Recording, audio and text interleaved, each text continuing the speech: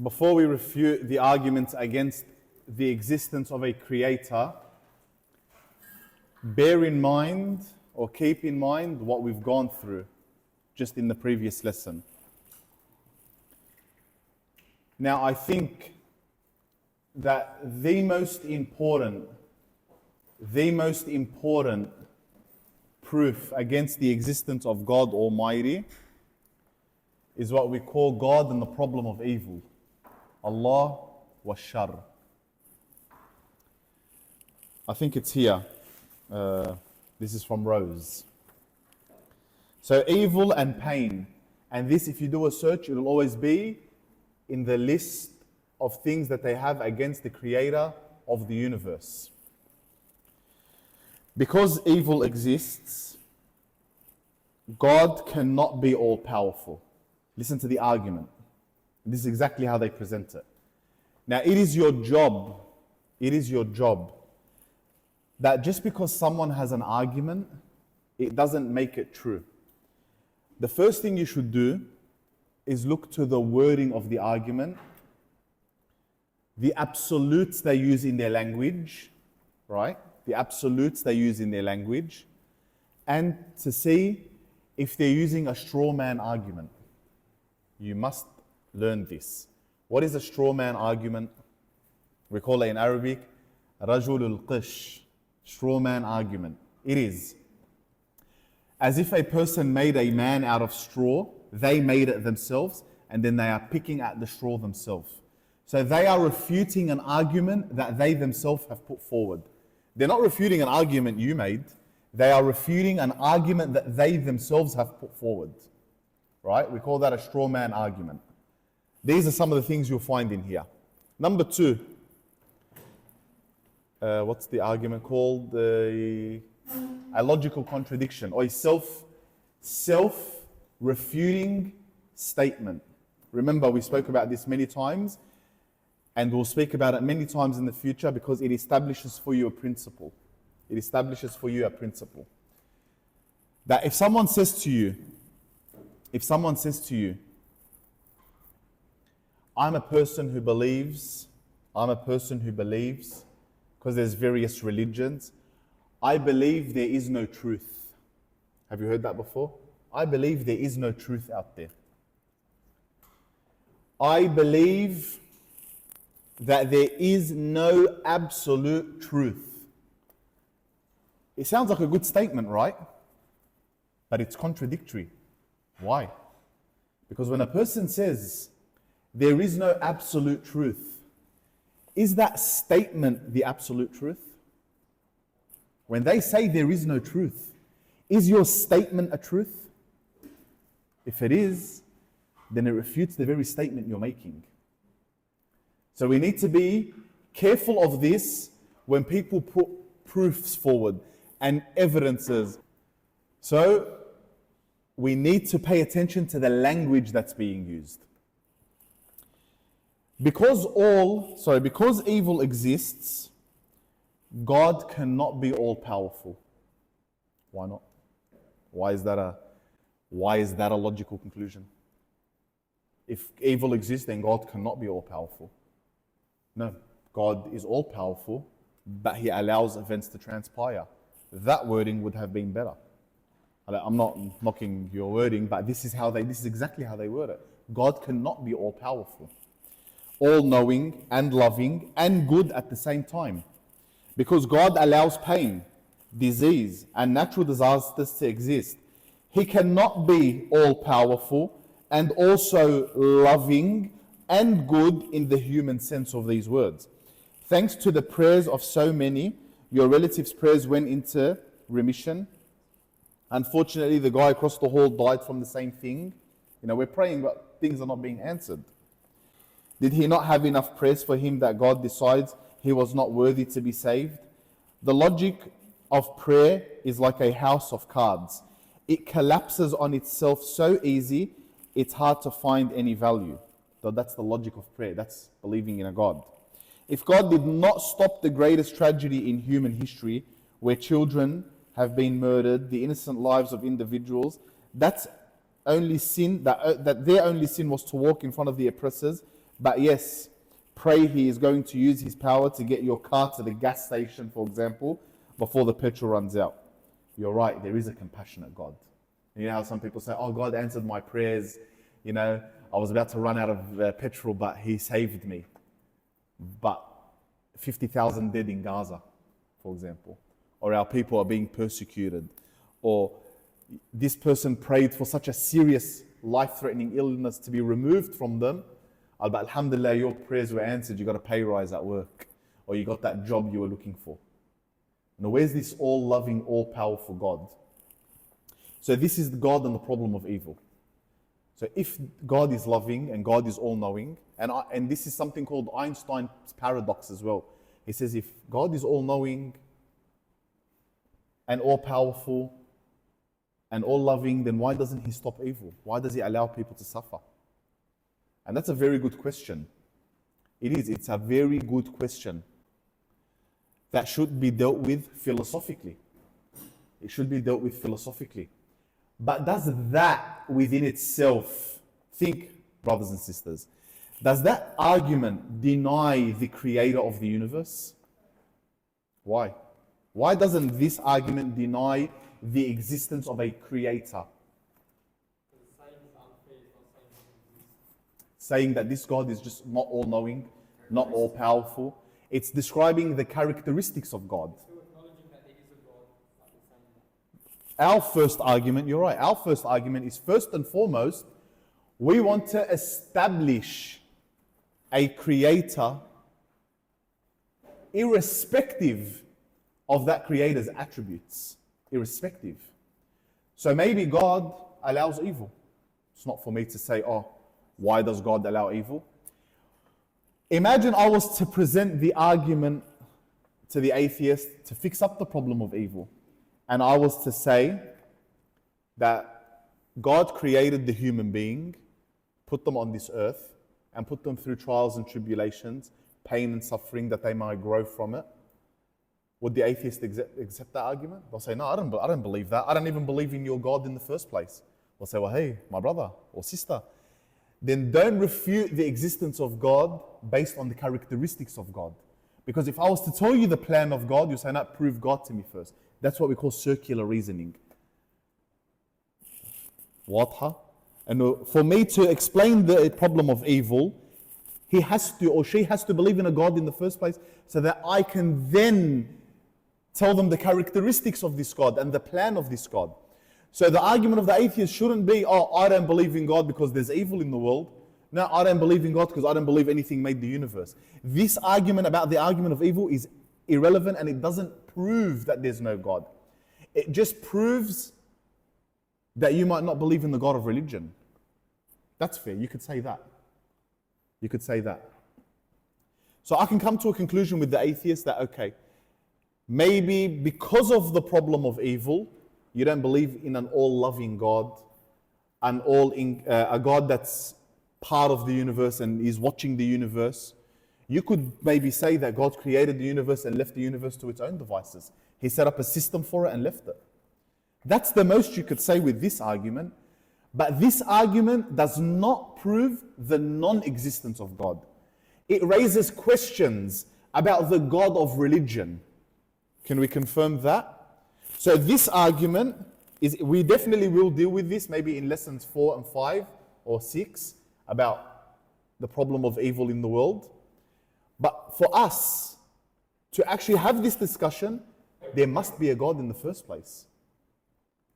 You know, no one can say, oh, Yahya Hamoude doesn't exist because, I don't know, let's say for example, no one can say that the builder of a building doesn't exist because we found defects in the building. I don't know if you've ever worked in construction. You know, or someone drew a drawing, you know, when your 4-year-old kid comes from preschool and they draw the ugliest picture in all of existence, and you're like, wow, that's beautiful. But really, it's probably not that great. They're not Picasso, but it's beautiful. Beauty is in the eye of the beholder. Now, because the picture's not that great or the artistry is not superb, does that mean nobody drew it? You know? Is a broken down, run down car or a poorly designed car proof that nobody made the car? No, you could, at most you could say is that it has been poorly designed. صح ولا لا? So the characteristics of the world, in no way prove that there's no creator for the world. Especially here, God cannot be all powerful. No, maybe God is all powerful, but He doesn't step into the human affairs. Why? Because you have free will, and you exercise your free will. And He can't be all-knowing apparently. Not why, He can be all-knowing. He knows about everything that's going on. Just because He didn't put a stop to it, it doesn't mean that He doesn't exist, and it doesn't mean that He's not all-knowing. Where's the correlation between the two things? Yeah? Where's the correlation between God can't be all-powerful because there's evil in the world? If we put that on a truth table, we call it in logic a syllogism. So what is a syllogism? Pay attention. What is a syllogism? A syllogism is this. All humans are mortal. All humans are mortal. Yahya is a human, therefore Yahya is mortal. That's what we call a syllogism. Premise A is correct, premise B is correct, and the conclusion is correct. Now, where's the syllogism here to say, all powerful, there's evil in the world, and because there's evil in the world, God cannot be all powerful. Where's the truth table here? What does premise A and premise B have to do with the conclusion? Sometimes we can have a syllogism and our conclusion can still be incorrect. Example. All cats are mammals. I've said this to you once before. All cats are mammals. All dogs are mammals. Therefore, all cats are dogs. Is that a logical conclusion? Premise A is correct. Look at this. The information is correct. Yes, all cats are mammals. And yes, all dogs are mammals. But the conclusion, when you tied the correct information together, you came to the wrong conclusion. So yes, they have correct information. Yes, the information is correct that there is evil in the world. But you've come to an incorrect conclusion by coming and saying that God is not all powerful because there's evil. No, maybe God refuses to deal with the world. Or maybe God refuses to directly intervene in the world and to force your hand in every little thing. Right? So Bukra will talk about the problem of it, but I'll give you an example. Evil is a relative concept. Imagine your child is sick. Imagine your child is sick and you need to cure them. And you take them to the doctor and they need a needle. They need this needle. This is just ala sabil al-mithal, for argument's sake. They need a needle. And they're scared of the needle and it's painful for the child. And they're crying and they're kicking and they're screaming. And they're on their knees begging you, please don't let me take this needle. And your heart hurts for them. And they're in pain without even touching the needle. They're going through an emotional wreck right now. And they're begging and they're about to kiss your hands and feet, please, I don't want this needle. But because of your love for them, you know that there's a cure in it. You know that there is a benefit in it. So are you not all loving to your child when you allow them to experience that pain? Or are you not all loving to your children when you set punishments for them when they break rules that will harm them and not allow them to grow properly? Like, if your children are walking around swearing in the house, swearing, and you tell them once and twice and three times, fourth time you're going to punish them, but can you be called evil and not loving when you set this punishment upon them for their own good? It could be called a punishment.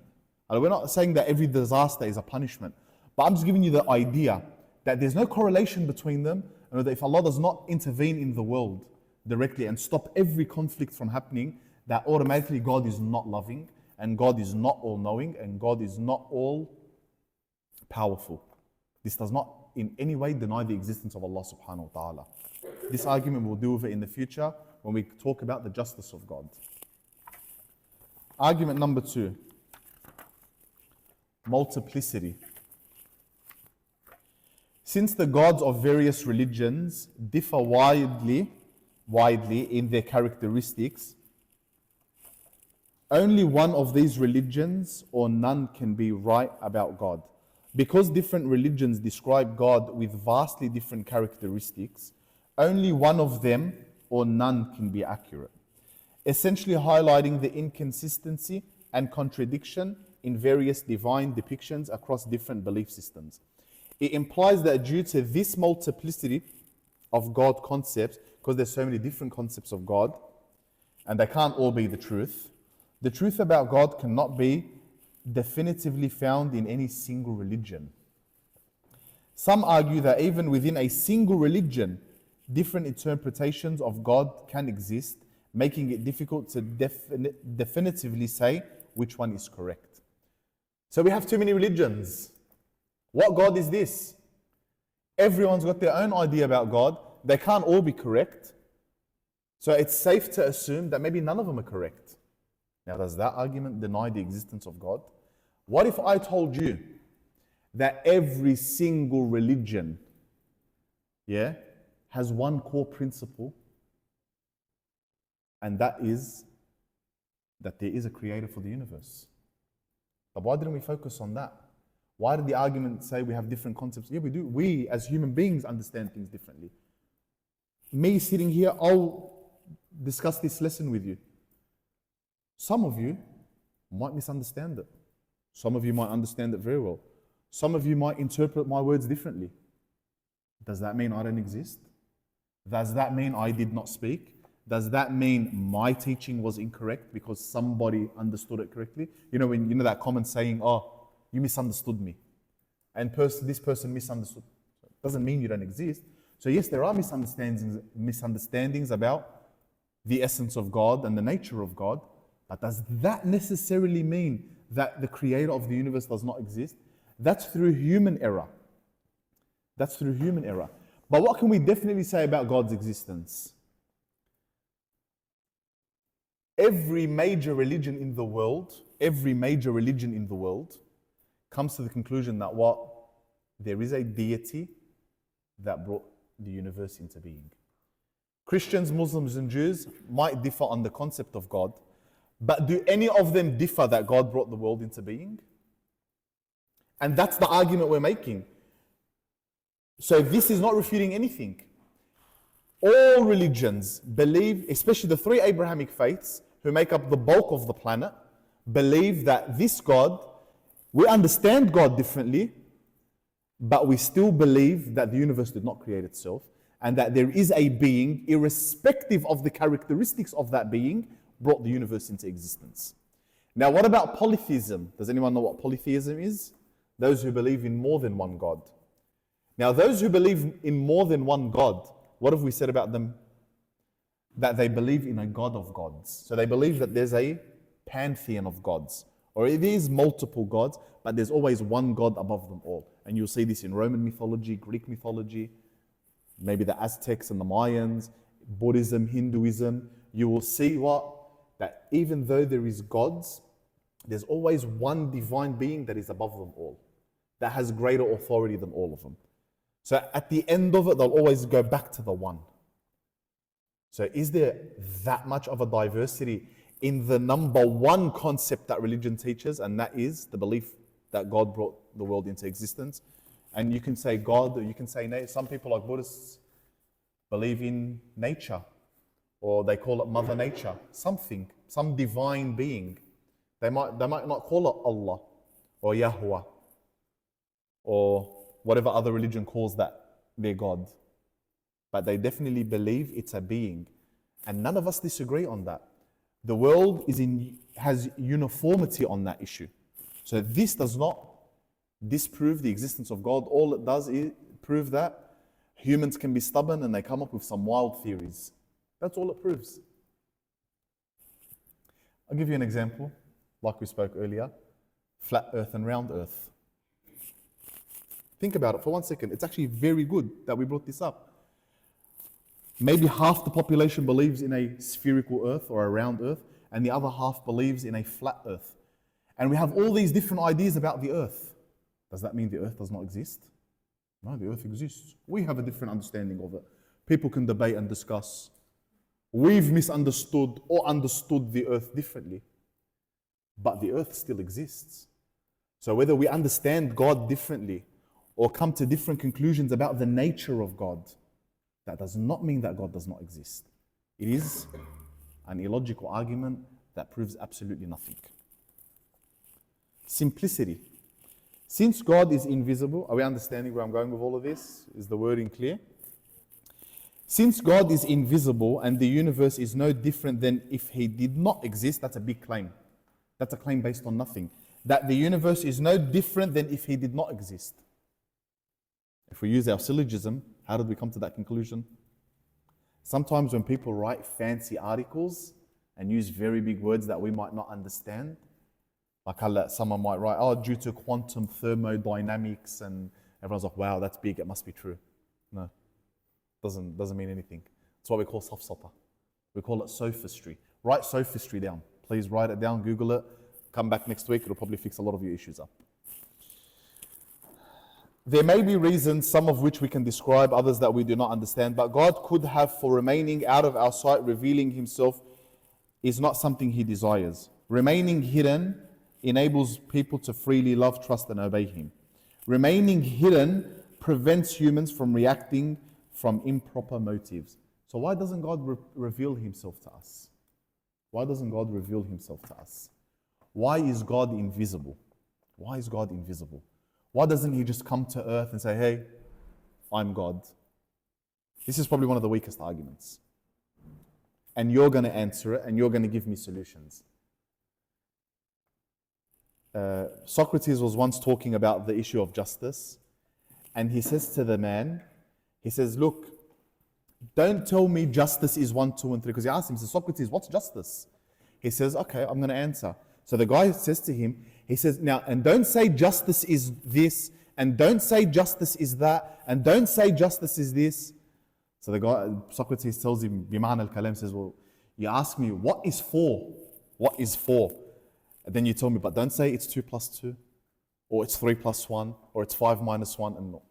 You're telling me the answer, you're giving me the answers, and don't tell me it's any of them. But what if they're the actual answers? Let me give the answers and then refute them. This is what they do here sometimes. They say, don't say this and don't say that, because we're not going to accept it. So Socrates asks him, he says, what proof would you accept? Atheist, person who has an inquiry. You want God to be manifest and to come and speak to all the people and make Himself hidden, appear, zahir. What proof would you accept? What proof would you accept?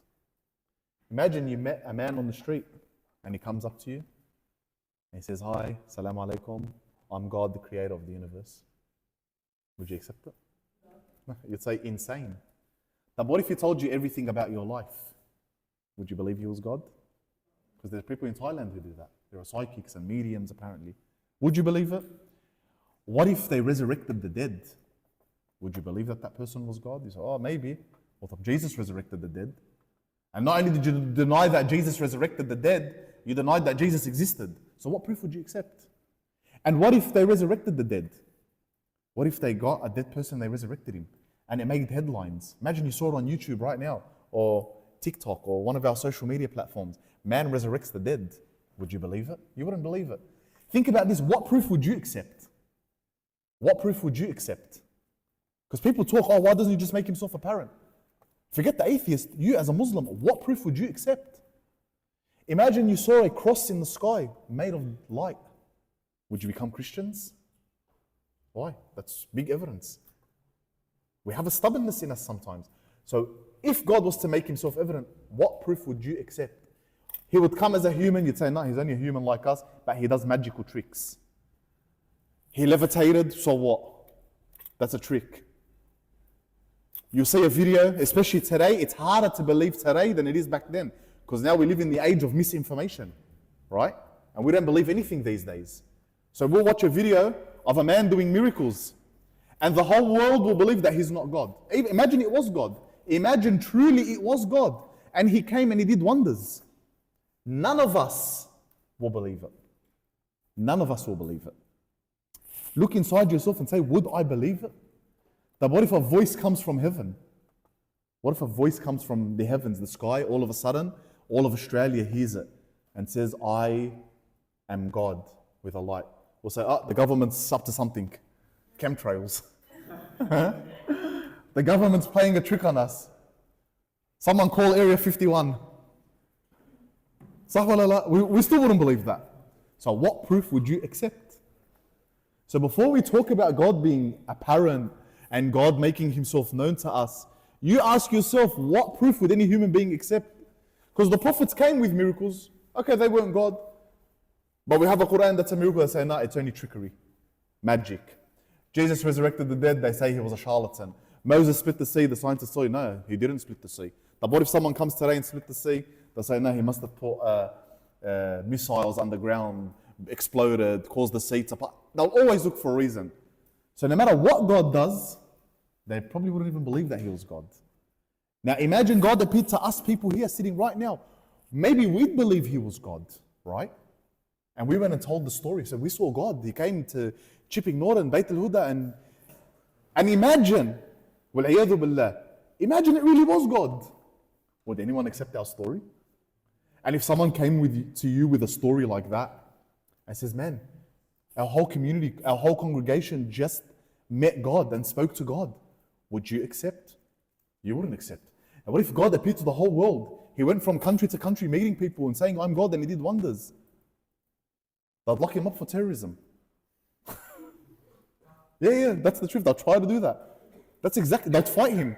Imagine God walks the earth and says, hey, I'm here to cure everyone. They'll say, oh no, he's not God, he's a naturopath. He's a witch doctor. He's against the pharmaceutical industries. No one's going to believe it. Unless God says, I'm a Jew, then the Jews will believe him. Unless God comes and says, I'm a Muslim, bas, are you Muslim anta? Ana Sunni. Like, which Muslim is he gonna? We're never gonna accept it. So now when it comes to God being invisible, we realize the depth of the insanity they're presenting. Because the person who came up with that, the atheist himself or herself, who actually came up with that argument, if you ask them, what proof would you accept? They'll say, we don't even know. Probably nothing. So then your argument's invalid to begin with, right?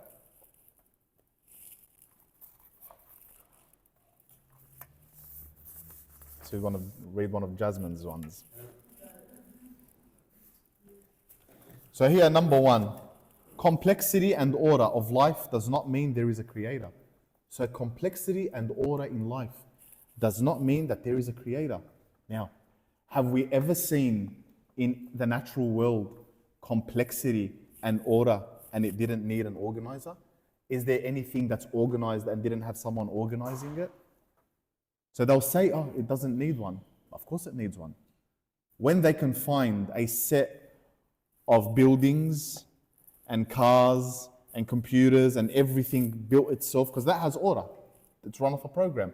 When they can find for you something that doesn't have a creator in this natural world, in our natural world, then we'll tell them maybe this argument applies. The universe follows a unique set of rules and works in a specific way. Yes, it follows a set of rules. Why would it follow a set of rules? Did a non-thinking entity give itself rules to follow? See, sometimes they refute their own arguments. So they say that the universe follows rules. And all of science, how do we get science? Because the universe has rules. And because of these rules, we can make general and specific observations, right? Because of these rules. So, does a earth or a universe that follows strict rules, and it is a non-entity, and it just popped out of nowhere and decided it wanted rules for itself to follow instead of chaos, all on its own? I think not. Remember, we spoke about it. I think no sane person will accept such a thing. Religious texts such as the Quran and the Bible are all man-made, and the stories written within them have no historical accuracy. The texts are forms of poetry and storytelling. That's a good one. So they said the people who lived in the past, so Muhammad, for example, has no historical reality. Jesus has no historical reality. Moses has no historical reality. Or just because you didn't find through archaeological means, I'll give you an example. I don't have any proof that a Tyrannosaurus Rex used to eat meat. I don't have any proof whatsoever, right? But does that make it not so? Because I don't have any proof. عدم الدليل لا يدل على عدم الوجود. So a lack of evidence does not mean a lack of existence, right?